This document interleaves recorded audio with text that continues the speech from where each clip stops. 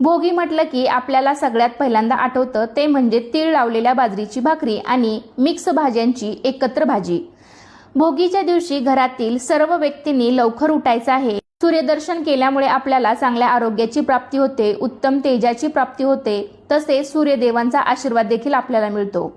त्यामुळे या दिवशी सकाळी लवकर उठून स्वच्छ स्नान वगैरे करून आपण सूर्यदेवाला सर्वात प्रथम जल अर्पण करायचं आहे, म्हणजेच सूर्यदेवाला अर्घ्य अर्पण करायचं आहे।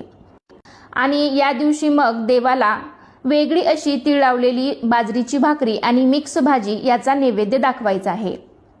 त्याचबरोबर आपण या दिवशी ही भाजी आणि तीळ लावलेली बाजरीची भाकरी ही खाल्लीच पाहिजे, कारण असं म्हणतात की खा भोगी आणि रहा निरोगी, किंवा न खाई भोगी तो सदा रोगी असं म्हटलं जातं।